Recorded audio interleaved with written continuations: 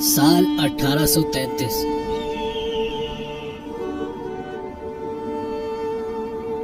جب قبیلہ بنی آس کے لوگ آج جہاں دبئی ہے یہاں آ کر رہنا شروع ہو گئے، اس وقت یہ جگہ مکمل ریگستان تھی اور یہ ابوظہبی کے کنٹرول میں تھا۔ دبئی اس وقت مچھیروں کا ایک گاؤں کہلاتا تھا۔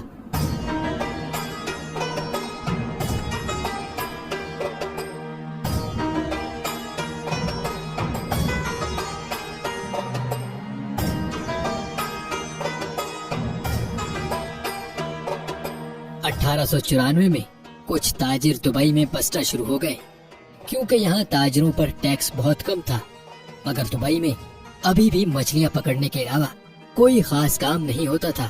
1912 میں دبئی کی حکمرانی شیخ سعید بن مخدوم کے پاس آ گئی اور انہی کو دبئی کا فاؤنڈر بھی سمجھا جاتا ہے۔ اس وقت دبئی میں پرل انڈسٹری یعنی موتی ڈھونڈنے کا کام عروج پر تھا۔ دبئی کی اکانومی اس کام سے آگے بڑھ رہی تھی، لیکن دبئی ابھی بھی ایک گاؤں ہی کہلاتا تھا۔ یہ 1958 کی بات ہے جب دبئی کے حکمران شیخ راشد بن سعید المختوم بن گئے۔ یہی وہ انسان تھے جنہوں نے دبئی کو ایک گاؤں سے ایک شہر بنا ڈالا۔ انہوں نے دبئی کریک جہاں بحری جہاز آ کر رکتے تھے اس کو گہرا کروانا شروع کر دیا۔ یہ جگہ بہت چھوٹی تھی اور شیخ راشد بن سعید جانتے تھے کہ یہاں بڑے اور ماڈرن بحری جہاز آ کر نہیں رک سکتے۔ انہوں نے اس پروجیکٹ پر بہت زیادہ پیسے لگا دیے، اتنے پیسے کہ یہ دبئی کی سالانہ آمدنی سے بھی زیادہ پیسے تھے۔ اس کے لیے انہوں نے قرضہ بھی لے لیا۔ یہ ایک بہت بڑا رسک تھا، لیکن شیخ راشد جانتے تھے کہ اس پروجیکٹ سے دبئی کی اکانومی پر بہت گہرا اثر پڑے گا، اور یہ پلان واقعی میں کامیاب ہو گیا۔ اب دبئی میں بڑے سائز کے بحری جہاز بھی آ کر رکنے لگے۔ اس سے دبئی میں گولڈ مارکیٹ بھی پھیلنا شروع ہو گئی۔ شیخ راشد اکثر یورپ اور انگلینڈ جاتے رہتے تھے اور یہ وہاں پر بنائے گئے انفراسٹرکچر سے بہت متاثر تھے، خاص طور پر لندن سے۔ ان کو لندن کی سڑکیں اور وہاں پر بنی ہوئی انڈر گراؤنڈ ٹرین سسٹم بہت متاثر کرتا تھا۔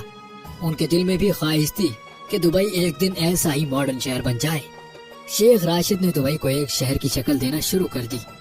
سال 1959 میں انہوں نے دبئی میں ایک ماڈرن ایئرپورٹ بھی بنوا دیا۔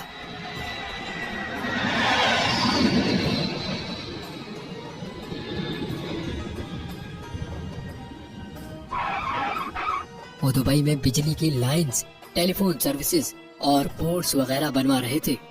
لوگ سمجھتے تھے کہ شیخ راشد پیسے ضائع کر رہے ہیں اور دبئی کبھی بھی ایک ماڈرن اور انٹرنیشنل شہر نہیں بن سکے گا۔ مگر 1966 میں دبئی کی قسمت بدل گئی۔ یہ وہ سال تھا جب دبئی میں آئل ڈسکور ہوا، لیکن یہاں تیل کے ذخائر اتنے نہیں تھے۔ شیخ راشد نے بہت ہی عقل مندی سے اس بات کو سمجھا کہ دبئی صرف آئل پر ڈیپینڈنٹ نہیں رہ سکتا۔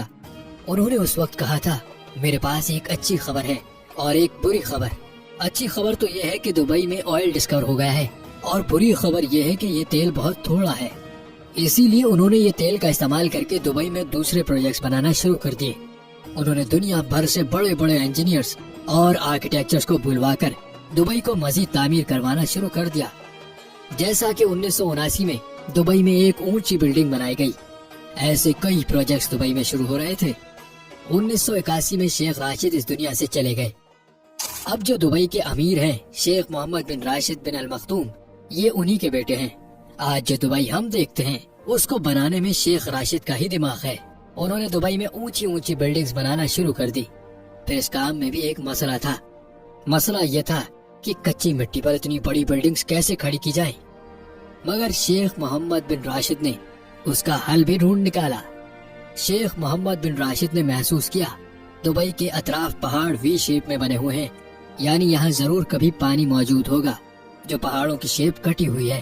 انہوں نے یہاں ڈرلنگ کروائی اور وہاں واقعی میں پانی موجود تھا، اور یہی پانی دبئی کی اونچی اونچی بلڈنگز کھڑا رکھنے میں کام آیا۔ جہاں باقی عرب ممالک جو تیل کی دولت پر اپنا ملک چلاتے ہیں، وہیں شیخ محمد بن راشد جانتے تھے دبئی کو تیل پر زندہ نہیں رکھا جا سکتا۔ آج بھی آئل دبئی کی اکانومی میں صرف 1% کنٹریبیوٹ کرتا ہے، باقی 99% پیسہ دبئی کاروباری سرگرمیوں سے کماتا ہے۔